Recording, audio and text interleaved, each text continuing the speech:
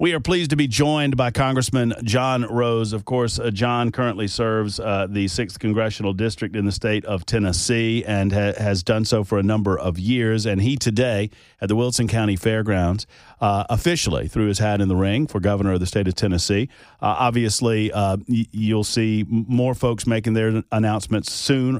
I'd imagine that there would be some other people that would enter into the race. But John is here today in our studio to talk about that announcement and his decision-making process.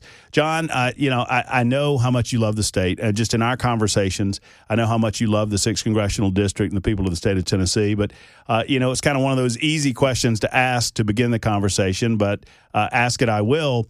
What led you to this decision-making? What compels you that you can serve best as governor of the state of Tennessee?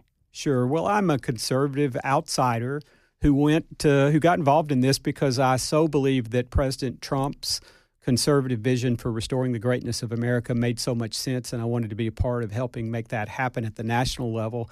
But I also want to see that done in Tennessee. Now, we happen to be, I think, that shining city on a hill for the rest of the country. We already have a lot of those conservative values. But we've had a lot of growth in recent years, and so the question is, what comes next, and how do we preserve those values? So we need a governor who's strong enough to stand up and protect the values that have made Tennessee great, and smart enough to help Tennesseans think about what the future holds and how we keep Tennessee. How do you think we're doing? I mean, how do you think the state's doing?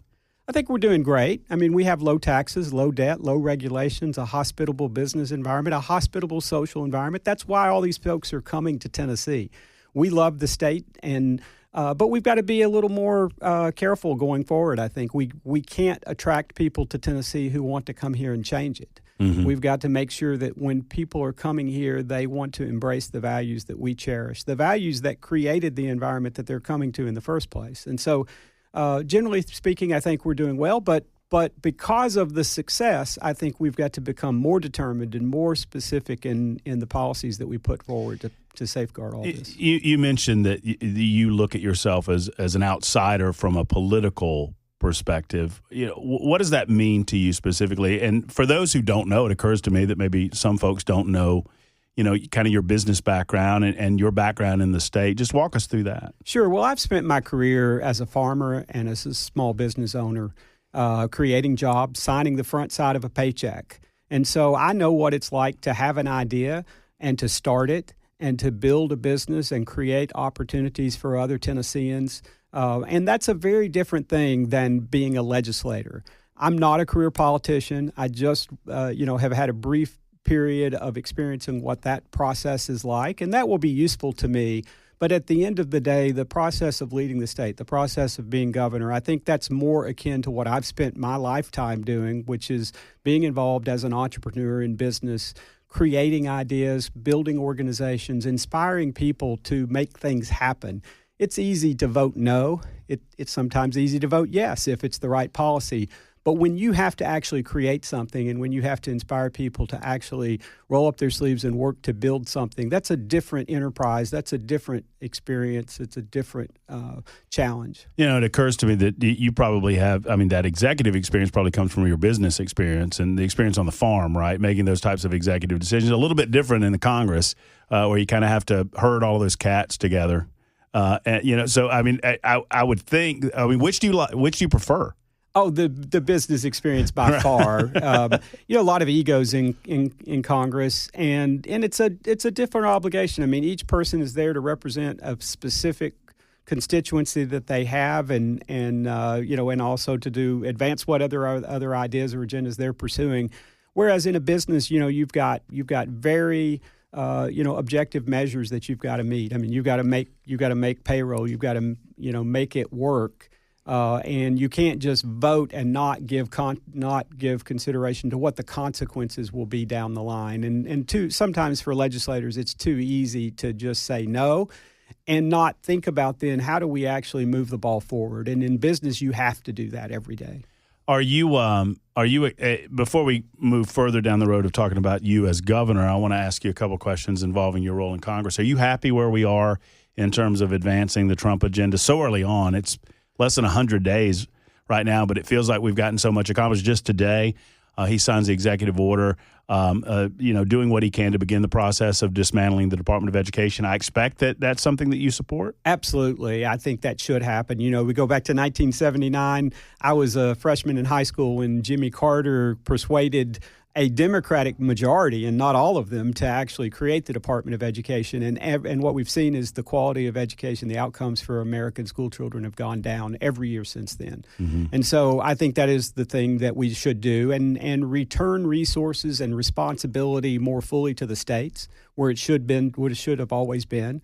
And let the states be laboratories for democracy. I mean, that's what the founders intended, and so I think that's the right path to be on. I am encouraged by the successes that we've had in these first 2 months since President Trump took office.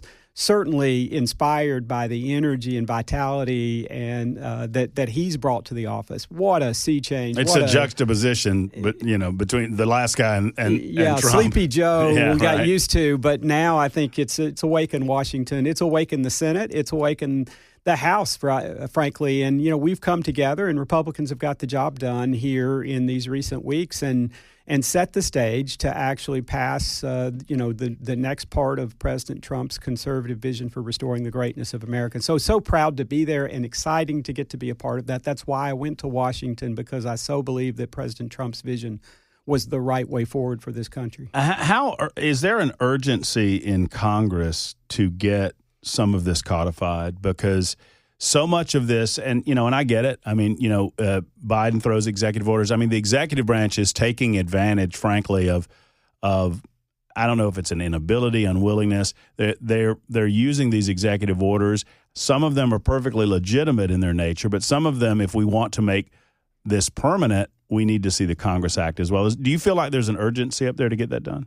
Absolutely, and I think that's why you see Republicans coming together. We know we have a past of not coming together on these things, and so you've seen the Republicans in Congress where we had to get every vote but one 2 times in a row to was the CR forward. A hard vote for you in terms of? I mean, is that tough? I hate continuing resolutions, because essentially we're continuing the policies of the past to some degree when you do that. I think what made it make sense here is we needed to get that out of the way so that we can turn our attention to budget reconciliation, which is the way that we're going to implement President Trump's agenda. Mm-hmm. So if you think about it, we could pass all this through the House, I think. And I think those naysayers that we have in the House that are pushing back, they want to see us just kind of go it alone and press it through. The problem is over on the Senate, where they've got to attract 7 Democrats to get past a filibuster in the Senate. And so the one way that we have, the tool that we have to go around that is reconciliation. And so if we do that, we just have to have a simple majority. We know we have at least a couple of senators who we never can fully count on, sometimes 3. And so, that's how we're going to get this done. And so over the next 6-8 weeks, the House is going to be busily at work, and hopefully the Senate will follow suit of drafting the specific provisions that write the laws that match the budget resolution that we passed 3 weeks ago.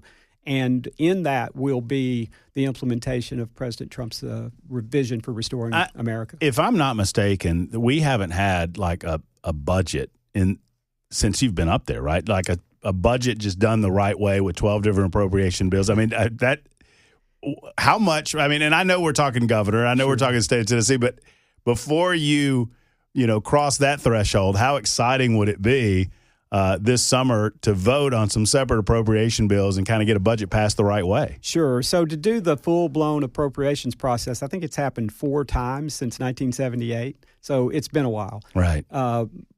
Republicans in the House last year, we passed all the appropriations bills out of committee. I'm not on the appropriations committee, but we got that done, and then we ran into some brick walls, in getting them past the full House. And so then that's why we end up in this situation we're in now. But budget reconciliation is a different thing. And so the Democrats did it at the very beginning of the Biden administration. Republicans did it back in late 2017 when they passed the Tax Cuts and Jobs Act. So there has been a more recent history of success there. So I think we will succeed in getting that done, frankly, sometime in late April, early May. And that will be the first big stride forward, because it will not only make real cuts to government and get us on a track towards stopping the runaway deficit spending that has really gotten this country in a bad way. But it will also put in place the provisions that will help President Trump implement his agenda and make permanent some of the things that he's already been doing. I don't claim to be, I like to say the old Groucho Marx line that I wouldn't belong to any club that would have me as a member, right? So, I don't have necessarily any affiliation, but I so associate with Republicans and conservatives because they have values, and I understand what those values are. And I think that is demonstrated in D.C., certainly in the state of Tennessee. But one more national question. I want to move on to some state stuff. The Democrats seem lost in the wilderness. I think more and more of the American people recognize that so much of what they're selling is just smoke and mirrors.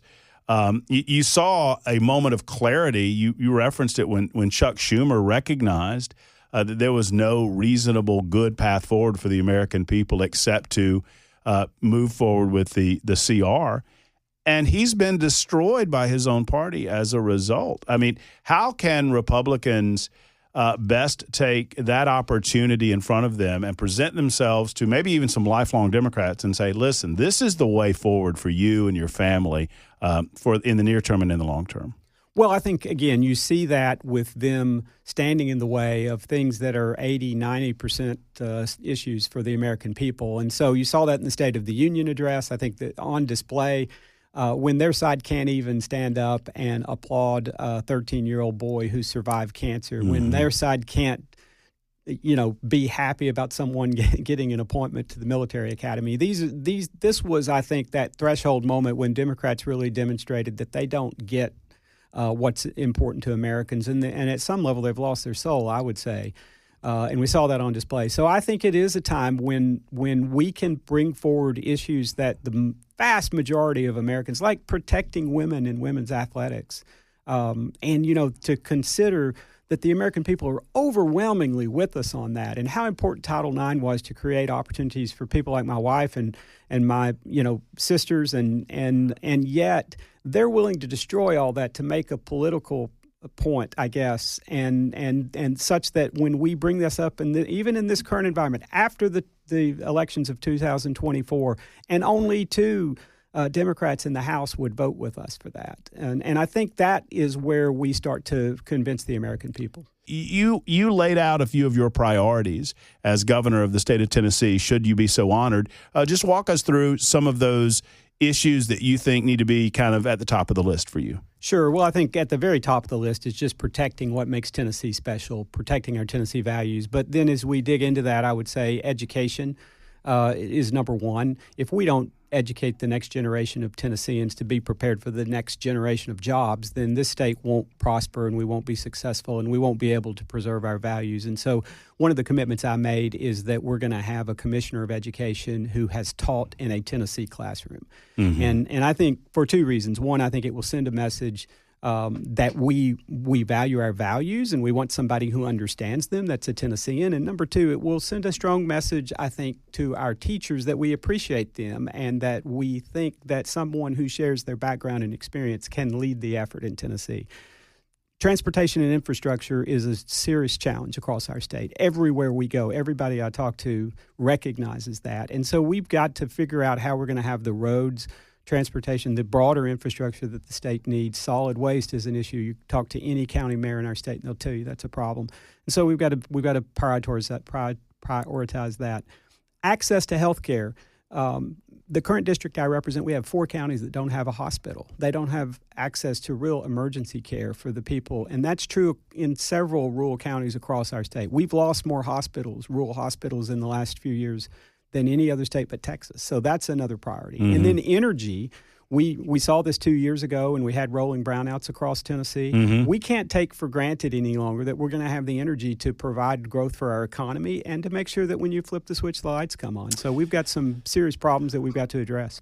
The great Congressman John Rose in studio with us, 6th Congressional District, serving those in said district and announcing himself to public service as a candidate for governor of the state of Tennessee earlier today at the Wilson County Fairgrounds. And he's talking about that announcement and his desire to serve as your next governor. We were discussing right before the top of the hour, Congressman, your priorities, and you mentioned some healthcare, education, and energy. Those are the three biggies that I heard. And I want to talk about each of those in turn and get to some questions here before I know you have to go. On the energy piece, it feels to me, and I don't know as much as some that have lived here all their lives, but it feels to me that Tennessee is well positioned to better and further explore. We've already explored the nuclear space, the nuclear energy space quite a bit, obviously, but it feels like we are positioned to continue that, and that feels like where America perhaps needs to go in terms of energy needs in the future. Continue to enjoy the blessings of fossil fuel and to explore that, but also to create this new avenue. What do you say about it? Absolutely. I would begin by saying we shouldn't be closing down, though, perfectly good coal-fired generation until we have a replacement in place. And it's unfortunate that we saw the last administration and even all the way back to the Obama administration advancing policies to force us to close down those plants because we need them.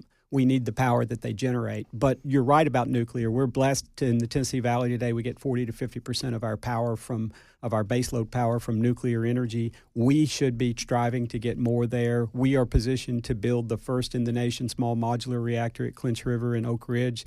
And that will be a great jumping off point for the Valley to further our ability to tap into what nuclear can produce for us.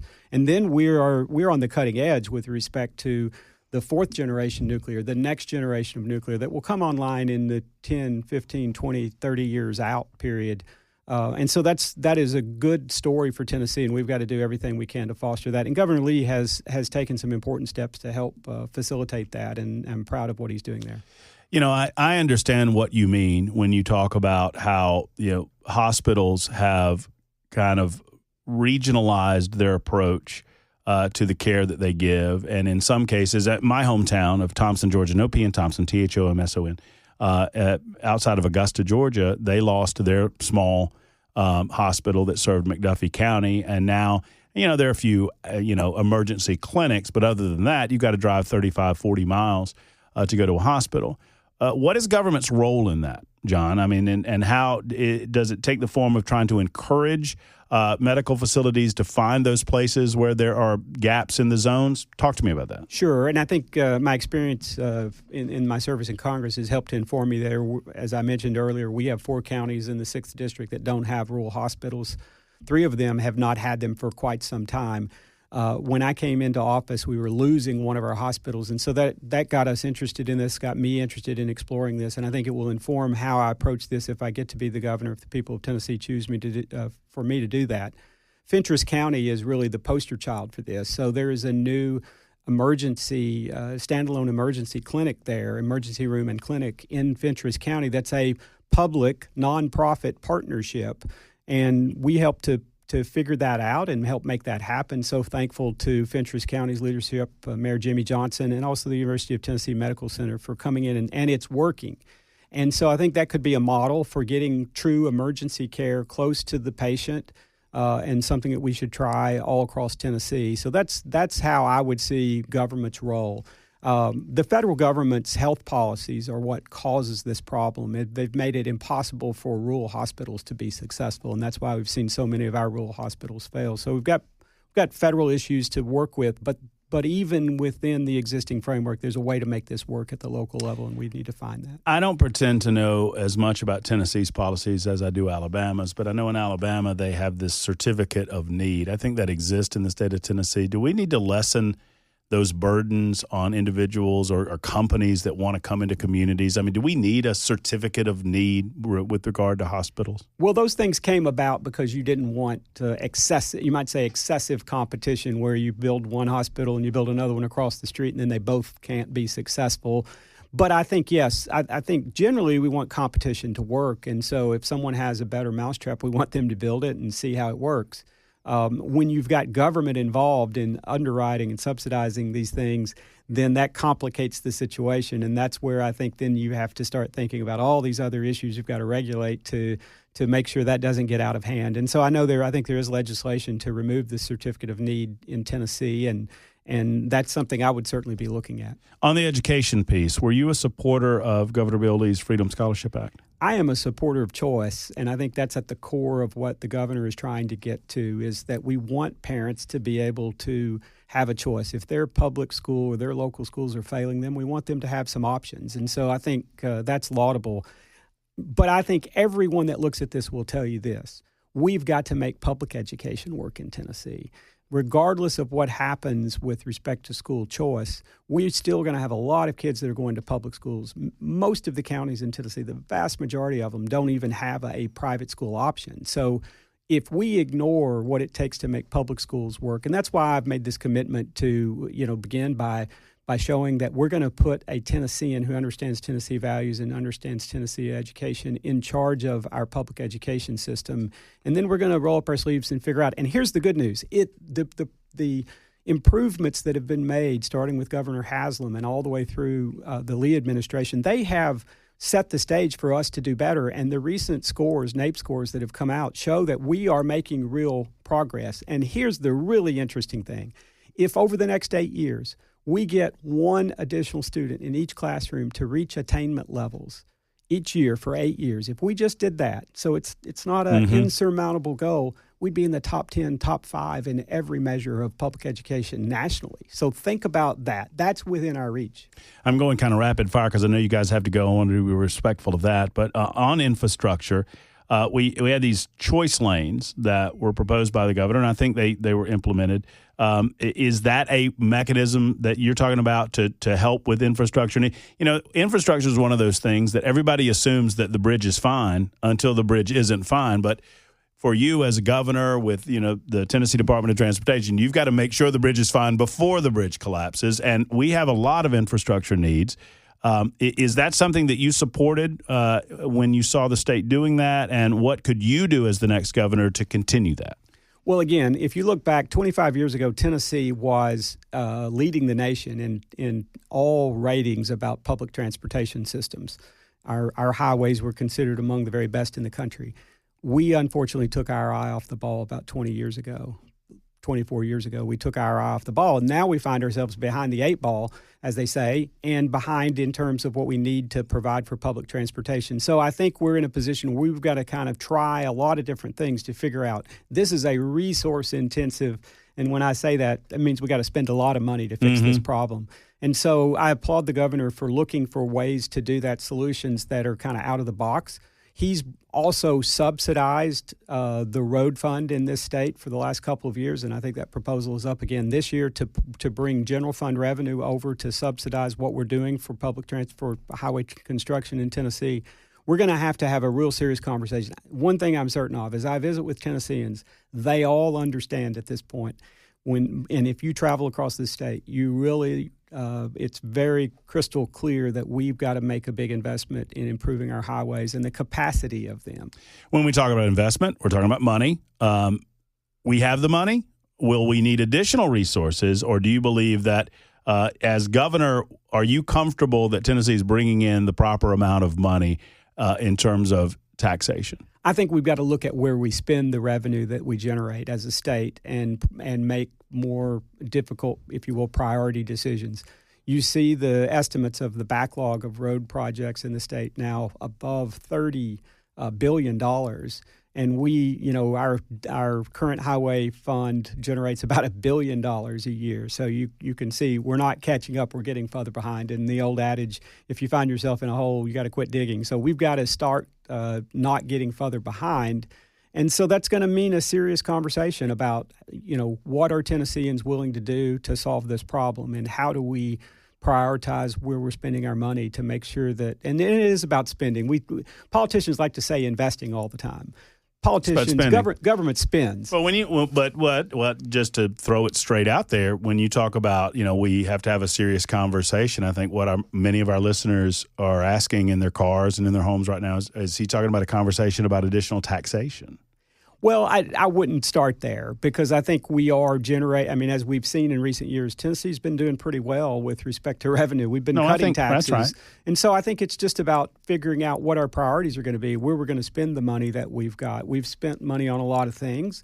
We've got to set priorities. And I would say that the road area is an area where we probably haven't been applying enough of the resources that we already generate as a state. John Rose is with us. He is congressman of the 6th Congressional District. I know he's got to get out of here. He's running for governor of the state of Tennessee. Made the announcement earlier today, and I'm just humbled that you made the decision to stop by. I know it's a very, very busy day for you. What else do the folks need to know about your candidacy? I know you're going to be traveling all over the state.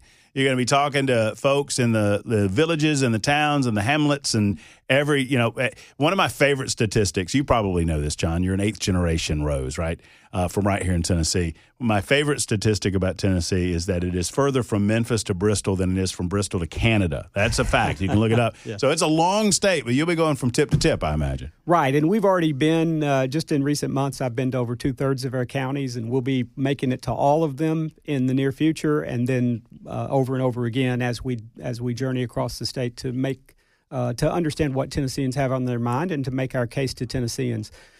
You asked what I would let them know. I am the son of a farmer, the son of a public school teacher.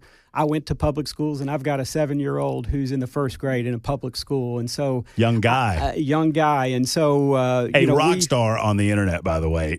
To this day, y'all know. I mean, what a great we have to be man. Careful. We try to keep his ego in check, That's right. But he's a great kid. We've got another son, Sam, and who's going to be in public schools too. So we understand, and Chelsea and I have a deep appreciation for what Tennesseans are going through, and so we know that we want to keep taxes low in Tennessee, and you'll have my commitment to do that.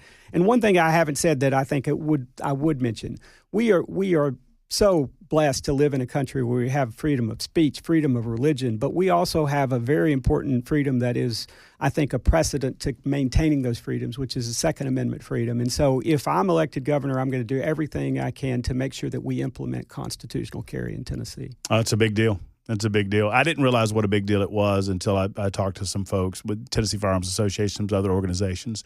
No, that's good. John, I look forward to the many conversations down the road. You've always been so available to the people, not to me, I'm not important in this, but to the people of the state of Tennessee.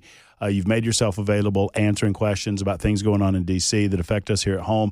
I'm certain that that'll be the case on the campaign trail, and we wish you the best of luck and look forward to many conversations down the road. Thank you. And I know you're going to spend a lot of time speculating about what else is going to happen. The one thing that's clear today, the one thing that's certain for Tennesseans is I'm a candidate for governor, and we're going to be making that case. Thank you, John.